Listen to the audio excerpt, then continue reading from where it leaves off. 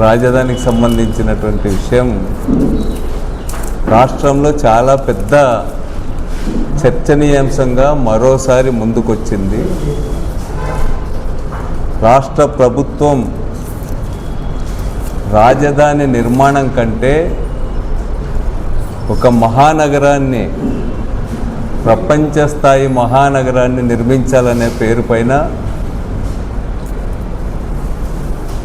తీసుకుంటున్నటువంటి నిర్ణయాలు తీవ్ర వివాదాస్పదంగా మారుతూ ఉన్నాయి. ఇప్పటికే 53,000 ఎకరాల భూమిని, ప్రభుత్వ భూమి, అదేవిధంగా భూ సమీకరణలో భాగంగా సేకరించిన భూమి 53,000 ఎకరాలకు పైగా ఉన్నప్పటికి కూడా మరోసారి రాష్ట్ర ప్రభుత్వం ముఖ్యమంత్రి గారితో సహా, లేకపోతే మున్సిపల్ శాఖ మంత్రి గారు, వారు మరో 43,000 ఎకరాలకు పైగా భూమిని సమీకరించాలనేటువంటి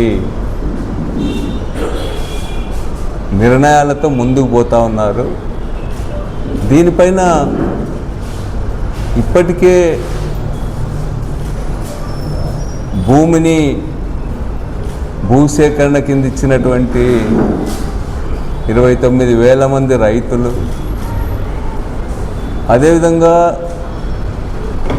గత ప్రభుత్వం అమరావతిపై తీసుకున్న నిర్ణయాన్ని తీవ్రంగా వ్యతిరేకించినటువంటి వాళ్ళు సైతం, తెలుగుదేశం పార్టీ చంద్రబాబు అమరావతి పైన తీసుకున్న నిర్ణయాన్ని సమర్థించినటువంటి వాళ్ళు సైతం ఈరోజు తాజా నిర్ణయాన్ని తీవ్రంగా వ్యతిరేకిస్తూ ఉన్నారు.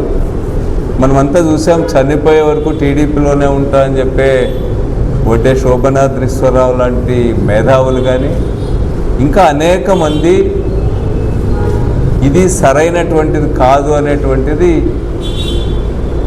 విమర్శిస్తూ ఉన్నారు చంద్రబాబు నిర్ణయాన్ని. ఈరోజు రాష్ట్రంలో ఏం జరుగుతూ ఉంది, ఒక మహా అద్భుతాన్ని ఆవిష్కరించబోతున్నామని చెప్పి మరి రెండోసారి అమరావతి పనుల ప్రారంభానికి మోడీ గారిని, ప్రధానమంత్రిని ఆహ్వానిస్తున్నామని చెప్పి అది రాష్ట్ర వ్యాప్తంగా కూడా మహా అద్భుతం అన్నట్టుగా ప్రచారం చేస్తూ ఉన్నారు. నిజంగా రాష్ట్ర ప్రజలంతా విస్తుపోతూ ఉన్నారు. రాజధాని నిర్మాణానికి ఎవరు వ్యతిరేకం కాదు, కానీ రాజధానిని దాదాపు 1,00,000 ఎకరాల భూమిని సేకరించి 1,00,000 కోట్లతో నిర్మించాలనేటువంటి ఆలోచనను తీవ్రంగా వ్యతిరేకిస్తున్నారు. ఇది ఆర్భాటం తప్ప, దుబారా వ్యయం తప్ప, రాష్ట్ర ప్రజలపైన తీర్చలేని అప్పులు మోపేటువంటి నిర్ణయంగా ప్రజలందరూ కూడా భావిస్తూ ఉన్నారు. ఈరోజు ఈ మహానగర ప్రతిపాదనకు వెనుకబడిన ప్రాంతాల ప్రజలు ఎవ్వరు కూడా దాన్ని సమర్థించడం లేదు. రాయలసీమ ప్రజలు కానీ, లేకపోతే ఉత్తరాంధ్ర ప్రజలు కానీ, కోస్తా ఆంధ్రలో ఉన్నటువంటి ఇతర జిల్లాలు కూడా, ఒక 2-3 జిల్లాలు మినహాయించి వారెవరు ఈ మహానగరం నిర్మించాలని చెప్పి కోరుకోవడం లేదనేటువంటిది ఈరోజు స్పష్టంగా అందరికీ కూడా అర్థమవుతున్నటువంటి విషయమే. ఇది వారు చెప్తున్నదేమి, మహారాజధాని ప్రపంచ స్థాయిలో నిర్మిస్తాం, ఒక అంతర్జాతీయ విమానాశ్రయాన్ని అమరావతిలో నిర్మిస్తామని చెప్పి చెప్తా ఉన్నారు. 5,000 కోట్ల రూపాయలు 5,000 ఎకరాల్లో దీన్ని నిర్మిస్తాం. దీనికోసం 33,000 ఎకరాల భూమిని సేకరించాల్సి ఉందని చెప్పి భూ సమీకరణ కింద చెబుతూ ఉన్నారు మంత్రి గారు. అదేవిధంగా స్టేడియం ప్రపంచంలోనే ఎక్కడ లేనంత పెద్దది నిర్మిస్తామని చెప్పి చెప్తా ఉన్నారు. అదేవిధంగా ఇన్నర్ రింగ్ రోడ్లు, అవుటర్ రింగ్ రోడ్లు ఏదేదో చెబుతూ ఈరోజు అందరినీ కూడా భ్రమింపజేస్తూ ఉన్నారు. వాస్తవం ఏమంటే అన్ని చోట్ల కూడా నగర శివార్లలో కొత్త విమానాశ్రయాలు కట్టుకుంటూ ఉన్నారు. కానీ వీరేమో అమరావతి మధ్యలో వచ్చి 5,000 ఎకరాల సమీకరించి మేము విమానాశ్రయం కడతామంటున్నారు. ఈరోజు అందరు చెప్తున్నది ఏమంటే దేశంలో టాప్ 10 విమానాశ్రయాలు ఎక్కడ కూడా 5,000 ఎకరాల్లో మించి లేవు. హైదరాబాద్ నంబర్ 1గా ఉంది. హైదరాబాద్ అంతా 5,500 ఎకరాలు అయితే ఢిల్లీ నంబర్ 2గా ఉంటే అదంతా 5,100 ఎకరాల్లో ఉంది. ఈరోజు 2 కోట్ల మంది ప్రయాణికుల రాకపోకలతో ఉన్నటువంటి చెన్నై విమానాశ్రయం కేవలం 13,000-1400 ఎకరాల్లోనే ఉంది. సంవత్సరానికి 20 లక్షల మంది కూడా ప్రయాణికులు రాకపోకలు సాగించినటువంటి గన్నవరం విమానాశ్రయం ఈరోజు 2,500 ఎకరాలు ఉంది దానికి. అంటే మన దేశంలో ఉంటున్నటువంటి టాప్ 10 విమానాశ్రయాల్లో 4వ పెద్ద విమానాశ్రయంగా ఈరోజు గన్నవరం ఉంది. మరి అమరావతికి గన్నవరం ఎంత దూరం ఉంది? అట్లాంటి గన్నవరంలోనే ఎయిర్పోర్ట్ను మరింత అభివృద్ధి చేయడానికి అవకాశం ఉంది. అక్కడంతా కలిసిన సంవత్సరానికి 20 లక్షల మంది కూడా ప్రయాణించడం లేదు. వైజాగ్ నుంచి విజయవాడకు రావాలంటేనే మేము హైదరాబాద్కు పోయి విజయవాడకు రావాల్సి వస్తూ ఉంది అని చెప్తున్నారు. ఈయనెవరు మినిస్టర్ గారు గంటా శ్రీనివాసరావు లాంటి వాళ్ళే. అది అనుభవం, వాస్తవం కూడా అది. అట్లాంటప్పుడు అక్కడ విమానాశ్రయం నిర్మించి అక్కడ 30,000 ఎకరాలు సేకరించాలనేటువంటి నిర్ణయం అత్యంత దురదృష్టకరమైంది. ఈరోజు చంద్రబాబు నాయుడు గారు కీర్తి కాంక్షతో రాష్ట్రాన్ని భ్రష్టు పట్టిస్తూ ఉన్నాడు. ఆయన అన్నయాయులకి, తన అస్మదీయులకి, వాళ్ళందరికీ కూడా కోట్ల రూపాయలు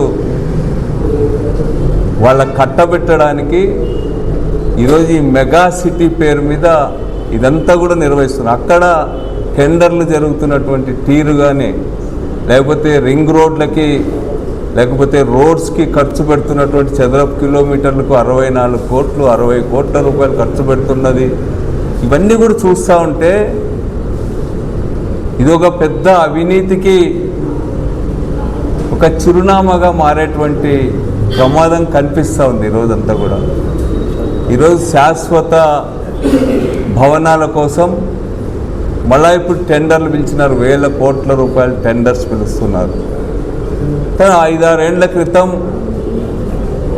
తాత్కాలిక అసెంబ్లీ కోసం, తాత్కాలిక సచివాలయం కోసం, లేకపోతే తాత్కాలిక హైకోర్టు కోసం 1,000 కోట్లు ఖర్చు పెట్టినారు. అప్పుడు ఎందుకు తాత్కాలిక భవనాల కోసం అన్ని 1,000 కోట్ల రూపాయలు ఖర్చు పెట్టాల్సి వచ్చింది? ఇప్పుడు మళ్ళా శాశ్వత భవనాల పేరు మీద దేశంలోనే కాదు ఎక్కడ లేని విధంగా చదరపు అడుక్కి ఈరోజు మీరు ఇస్తున్నటువంటి రేట్స్ చూస్తూ ఉంటే విస్తుపోతూ ఉన్నారు. ఇంత బరి తెగింపు కార్యక్రమం ఎక్కడ కూడా మనం చూడమన్నమాట. ఈరోజు ఒకవైపు చెప్తా ఉన్నాడు, రాష్ట్రంలో తాను ఇచ్చినటువంటి హామీల్ని సూపర్ 6 నెరవేర్చాలంటేనే భయం వేస్తూ ఉంది. రాష్ట్ర ఆర్థిక పరిస్థితి అగమ్యగోచరంగా ఉంది, చాలా దారుణంగా ఉందని చెప్పి అప్పుల గురించి తప్పుడు లెక్కలు చెప్పి ప్రజల అటెన్షన్ని డైవర్ట్ చేయడానికి ప్రయత్నం చేస్తూ ఉన్నారు. ఇప్పటికీ 11 నెలలు కావస్తూ ఉన్నా కూడా ఒక్క పథకాన్ని కూడా రాష్ట్ర ప్రభుత్వం పూర్తి స్థాయిలో అమలుపరిచినటువంటి పాపాన బోలా. ఈరోజు సూపర్ 6 పథకాలన్నిటి కోసం ప్రజలు తీవ్రంగా ఎదురు చూస్తూ ఉన్నారు. ప్రజల్లో ఇప్పటికే ఈ 10 నెలల కాలంలోనే ఈ కూటమి ప్రభుత్వం పట్ల తీవ్రమైనటువంటి అసమ్మతి, వ్యతిరేకత స్టార్ట్ అయిందని చెప్తా ఉన్నారు. ఈ మధ్యకాలంలో ఒక పేరు మేసిన IIT సంస్థ నిర్వహించిన సర్వేలో 73 మంది ఎమ్మెల్యేల పైన 70% పైగా వ్యతిరేకత ఉందని చెప్పి చెప్తా ఉన్నారు. ఈ గవర్నమెంట్ పట్ల, ఈ శాసనసభ్యుల పట్ల, ఈ పథకాల అమలు తీరు పట్ల, రాష్ట్రం ప్రభుత్వం పట్ల తీవ్రమైనటువంటి ప్రజా వ్యతిరేకత ఉంది. అది ఇంకా పెరుగుతూ ఉందని చెప్పి చెప్తా ఉన్నారు. ఈ వచ్చిన ఈ 11 నెలల్లోనే 1,53,000 కోట్ల రూపాయలు ఈ రాష్ట్ర ప్రభుత్వం అప్పు చేసింది. ఏం చేశారు? ఎవరికి ఇచ్చిన ఉద్యోగుల హామీలు నెరవేర్చినారా, లేకపోతే సూపర్ 6 హామీలు పేద విద్యార్థుల కోసం, లేకపోతే ఇతరుల మహిళల కోసం ఇచ్చినటువంటి ఒక్క హామీనైనా అమలు పరిచారా అని చెప్పి నేను అడుగుతా ఉన్నా. విచ్చలవిడిగా అడిగేవాడు లేడన్నట్టుగా, ఈరోజు రాష్ట్రం అంటే అమరావతి అన్నట్టుగా అమరావతి చుట్టే రాష్ట్ర రాజకీయాలని ఈరోజు తిప్పుతూ ఉన్నారు. వాళ్ళకి సంబంధించినటువంటి ప్రచార సాధనాలు. ఏమా అమరావతి తప్ప ఈ రాష్ట్రంలో ఇంకే జిల్లాలు లేవా? వేల మంది రైతులు ఈరోజు పండించిన పంటకు ధర లేదని చెప్పి అలమటించిపోతూ ఉన్నారు. ఈరోజు కందులు బ్రహ్మాండంగా పండిన అనంతపురం జిల్లాలో రాయచూర్కి, అక్కడెక్కడ గుల్బర్గాకి వేసుకోపోయి అమ్ముకొచ్చుకుంటూ ఉన్నారు నష్టానికి. ఈరోజు మిర్చి ధర పొలాల్లోనే మగ్గిపోతూ ఉంది. కొనేటువంటి నాథుడు లేడు. ఈరోజు చీనీ రైతులు బాధపడుతూ ఉన్నారు. అన్ని రంగాలకు సంబంధించినటువంటి అన్ని పంటలు పండించే రైతులు కూడా ఈరోజు ధరలు లేక, గిట్టుబాటు లేక అలమటిస్తూ ఉన్నారు. ఈరోజు వ్యవసాయ కూలీలు ఉపాధి హామీ కింద పనిపోతే జనవరి నుంచి ఇప్పటి వరకు వాళ్ళ కూలీ డబ్బులు ఇవ్వలే. 37 కోట్ల రూపాయలకు పైగా ఈరోజు బకాయిలు పెట్టినటువంటి పరిస్థితి ఈ రాష్ట్రంలో ఉంది. తర్వాత ఫీజు రీఎంబర్స్మెంట్ ఇవ్వాలా, లేకపోతే మొత్తం స్కూల్స్ అన్నీ కూడా, నాడు నేడు స్కూల్స్, హాస్పిటల్స్ అన్నీ కూడా ఆగిపోయినాయి. నిర్మాణాలన్నీ కూడా ఈరోజు విద్యార్థులు ఫీజులు ఈ ప్రభుత్వం చెల్లించడమే ఆపివేసింది. రైతులకు సంబంధించినటువంటి రైతు భరోసా పక్కన పెట్టేసింది. ఈరోజు ప్రజలు తీవ్రమైనటువంటి ఇబ్బందులు ఎదుర్కొంటున్నారు. ప్రజల దగ్గర డబ్బులు ఆడడంలా. నిన్నటి రోజు నేను 2-3 తిరునాళ్ళకు సంబంధించిన గ్రామాల ప్రజలను అడిగితే, ఈసారి తిరునాళ్ళలో ప్రజల పార్టిసిపేషన్ బాగా తగ్గిపోయింది అని చెప్పి చెప్తా ఉన్నారు. తిరునాళ్ళు వెలవెలబోతా ఉన్నాయి. ఎందుకు? ఈరోజు ప్రజల దగ్గర డబ్బులు ఆడడంలా. ఈరోజు జగన్ గారు ఉంటే సంక్షేమ కార్యక్రమాల పేరుపైన ఈరోజు మాకు ఆకలి లేకపోతే పేదరికం అనేది కనిపించకుండా చేసేవాళ్ళు. చంద్రబాబు మాటలు విని మభ్యపెట్టితే నమ్మి ఓట్లేస్తే ఈరోజు మాకు ఒక్క పైసా కూడా ఈరోజు ట్రాన్సాక్షన్స్ అనేటివి లేకుండా ఆగిపోయినాయని చెప్తాం. బ్యాంకుల ముందు కిటకిటలాడేటివి గత ప్రభుత్వం ముందు. ఈరోజు బ్యాంకులు వెలవెలబోతూ ఉన్నాయి. బ్యాంకుల దగ్గరికి పోయేటువంటి ప్రజలు లేకుండా అయిపోయినటువంటి పరిస్థితి ఉంది. ఆ విధంగా పేద ప్రజలు, గ్రామీణ ప్రాంత ప్రజలు, రైతులు, కూలీలు అందరూ కూడా సతమతం అవుతూ ఉంటే 1,00,000 కోట్లతో అమరావతి నిర్మిస్తామని చెప్పి చెప్తా ఉన్నాడు. ఏం మీకు ఇరిగేషన్ ప్రాజెక్ట్స్ రాయలసీమలో గుర్తురావా అని చెప్పి చెప్తా ఉన్నా. ఈరోజు హంద్రీనివాక లైనింగ్ వద్దు, హంద్రీనివాక ద్వారా అనంతపురం జిల్లాకు 40 TMCల నీళ్ళు ఇవ్వాలా. హంద్రీనివా ద్వారా వెనుకబడిన ప్రాంతాలకు నీళ్ళు ఇవ్వడానికి లైనింగ్ చేయొద్దండి. వెడల్పు చేయమంటే వెడల్పు చేసే జీవోలను రద్దు చేసి ఈరోజు లైనింగ్తో ఈరోజు ఇక్కడ భూగర్భ జలాలు ఈరోజు లేకుండా పోయేటువంటి పరిస్థితిని చేస్తూ ఉన్నారు. రైతుల ఆవేదనను, వాళ్ళ ఆక్రందనని వినేటువంటి పరిస్థితుల్లో ఈ ప్రభుత్వం లేదు. రాయలసీమ లిఫ్ట్ ఇరిగేషన్ ప్రాజెక్టుకు సంబంధించి ఈరోజు పనులన్నీ ఆగిపోయినాయి. గ్రీన్ ట్రిబ్యునల్ ఆపేసింది. దానిపైన సమర్థవంతంగా వాదనలు వినిపించేటువంటి తీరిక ఈ ప్రభుత్వానికి లేదు. ఈరోజు కృష్ణా వాటర్ డిస్ప్యూట్ ట్రిబ్యునల్కి సంబంధించి నెంబర్ 2కి సంబంధించి ఈరోజు కోర్టుల్లో వాదనలు జరుగుతూ ఉన్నాయి. సమర్థవంతంగా వాదనలు వినిపించడానికి అవసరమైనటువంటి లీగల్ టీమ్స్ని ఏర్పాటు చేసేటువంటి పరిస్థితుల్లో కూడా ఈ ప్రభుత్వం లేదు.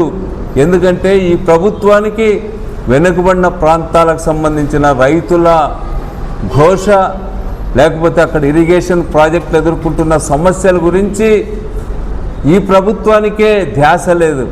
అట్లాంటప్పుడు వాళ్ళకి సంబంధించిన ఆఫీసర్స్ కూడా కనీసం ఒక లీగల్ టీంని సమర్థవంతమైనటువంటి వాటిని ఈరోజు కోర్టులలో వాదించడానికి ఇరిగేషన్ ప్రాజెక్టుల పైన పెట్టేటువంటి తీరిక కూడా లేదు. ఈ ప్రభుత్వం ఎంతసేపు ఉన్న అమరావతి గురించి ఆలోచిస్తూ ఉంది. పోనీ అమరావతి రాజధాని 4,000 ఎకరాలు కడతావా, 3,500 ఎకరాలు కడతావా, కట్టుకో, బ్రహ్మాండమైన బిల్డింగ్స్ కట్టుకో. కానీ ఈరోజు జరుగుతున్నది ఏమిటి? మహానగరం పేరు పైన 1,00,000 ఎకరాలు సమీకరిస్తామంటారు. అసలు ఈ ప్రభుత్వానికి ప్రజలంటే భయం ఉందా, లేకపోతే ప్రజాస్వామ్యం అంటే భయం ఉందా? ఏం ఆలోచిస్తున్నారు? ఈరోజు రాష్ట్ర విభజన కారణమేమో ఈ ప్రభుత్వం ఒక్కసారైనా ఆలోచిస్తూ ఉందా అని అడుగుతా ఉన్నా. శ్రీకృష్ణ కమిషన్ ఏం చెప్పింది? శివరామకృష్ణన్ కమిషన్ ఏం చెప్పింది? అనేక కమిషన్లు రాష్ట్ర విభజనకు ప్రధానమైనటువంటి కారణం అభివృద్ధి అంతా కూడా ఒకే చోట కేంద్రీకరించడం వల్ల అభివృద్ధి నిరాకరించబడ్డ ప్రాంతాల్లో వచ్చినటువంటి తీవ్రమైనటువంటి అసహనం, వ్యతిరేకతే ఈరోజు రాష్ట్ర విభజన కారణం అని చెప్పి రిపోర్ట్స్ సమగ్రంగా తిరిగి నివేదించిన ఈ ప్రభుత్వానికి. శ్రీకృష్ణ కమిషన్ రిపోర్ట్ ఒకసారి చదవండి. దాన్ని బుట్టలో పడేసినారు. శివరామకృష్ణన్ గారు ఏం చెప్పినాడు? అయ్యా చంద్రబాబు నాయుడు గారు, మీ సీనియారిటీ, మీ అనుభవాన్ని గ్రీన్ఫీల్డ్ సిటీ పేరు మీద అమరావతి పైన పెట్టేసి నీ ఎనర్జీ అంతా వేస్ట్ చేసుకోవద్దు. నీకు వచ్చినటువంటి అవకాశాన్ని రాష్ట్రం అభివృద్ధి చేయడానికి, రాష్ట్ర ప్రజల అభినందనలు పొందడానికి వినియోగించు. నీవు మొత్తం అంతా కూడా అమరావతి లాంటి దాని మీద పెడితే నీ శ్రమ, నీ అనుభవం అన్నీ కూడా వృథా అయిపోతాయని చెప్పి హెచ్చరిక చేశారు శ్రీరామకృష్ణన్ గారు. మరి వీటన్నింటినీ మీరు వినే పరిస్థితిలో ఉన్నారా అని చెప్పి చెప్తా ఉన్నారు. మీకు డబ్బు, కీర్తి కాంక్ష తప్ప రాష్ట్ర ప్రజల యొక్క వాళ్ళ బతుకుల గురించి, వాళ్ళ జీవనాల గురించి మీరు ఆలోచించడం లేదు. మీకు సంతోషంగా 33,000 ఎకరాలు ఇచ్చిన 29,000 మంది రైతులు ఈరోజు మీరు కొత్తగా మళ్ళీ 43,000 ఎకరాలు సమీకరిస్తామంటే భయపడతా ఉన్నారు. ఇప్పటికి 10 ఏళ్ళు అయిపోయింది, మాకు కౌలు తప్ప ఏమీ రావడం లేదంటున్నారు. కౌలు పేరు మీద ఇప్పటికే సంవత్సరానికి 200 కోట్ల రూపాయలు చొప్పున 10 ఏళ్లలో 2,000 కోట్ల రూపాయలు ఈ ప్రభుత్వం ఖర్చు పెట్టింది. ఇప్పుడు మళ్ళా దాన్ని పెంచి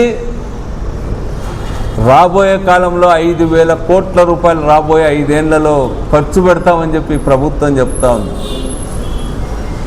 ఈ విధంగా వృథాగా భూములు పెట్టి వాటికి వేల కోట్ల రూపాయలు కౌలు చెల్లించి అది రాష్ట్ర ప్రభుత్వం భరించగలదా? ఈరోజు రాష్ట్రంలో ఉన్నటువంటి పరిస్థితి దానికి అంగీకరిస్తుందా అనేటువంటిది ప్రభుత్వం ఆలోచించమని కోరుతా ఉన్నా. ఆ 33,000 ఎకరాలు ఇచ్చినటువంటి రైతులు మాకు ఇప్పటివరకు ఫ్లాట్స్ ఇవ్వాలా, మాకు ఇస్తామన్న డెవలప్ చేయాలా, మేమేం కావాలా, నువ్వు మళ్ళీ కొత్తగా భూమి సేకరిస్తా అంటున్నావు. సేకరించిన భూమికే దిక్కు లేదు. సేకరించిన భూమిలో హైకోర్టు లేకపోతే అసెంబ్లీ, సచివాలయం లాంటి తాత్కాలిక భవనాల నిర్మాణం తప్ప ఒక్క శాశ్వత భవనమైనా నిర్మించకుండా మళ్ళీ మీరు కొత్తగా 44,000 ఎకరాలకు పోతే మేము ఎన్ని సంవత్సరాలు వెయిట్ చేయాలా?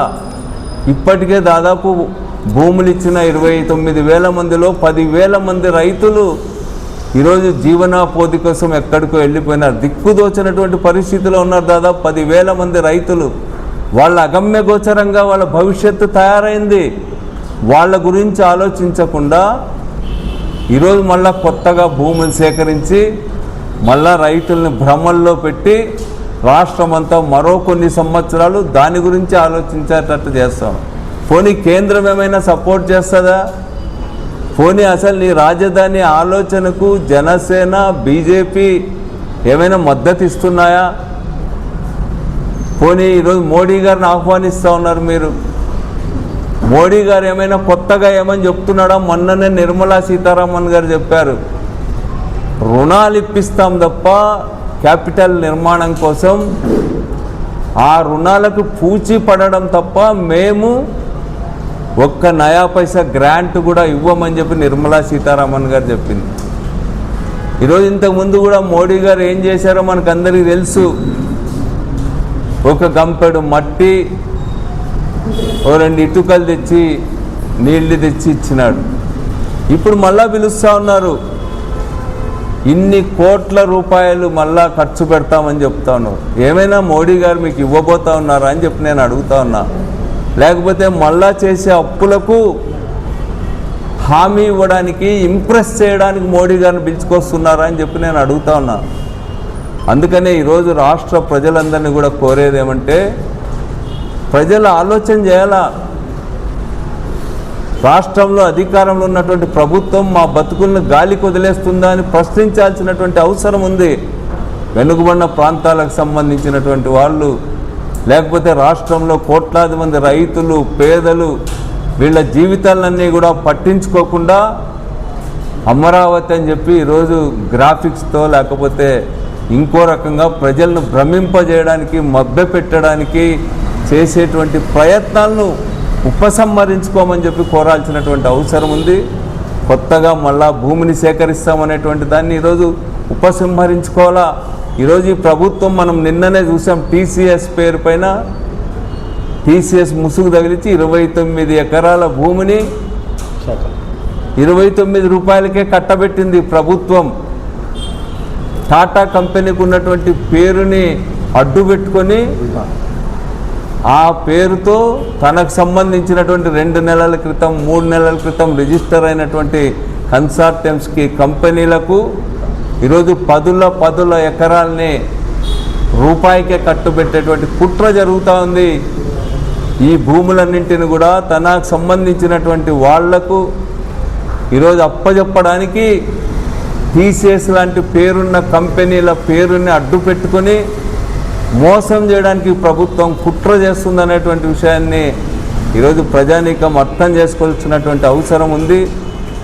ఇప్పటికైనా కూడా మేము కోరేది ఒక్కటే, ఈరోజు మీ ఆలోచనలను, మీ ఆర్భాటాలను, మీకు సపోర్ట్ చేసిన వాళ్ళు, మీకు ఓటు వేసినటువంటి వాళ్ళు, మీ వాళ్ళు కూడా తీవ్రంగా వ్యతిరేకిస్తున్నారు.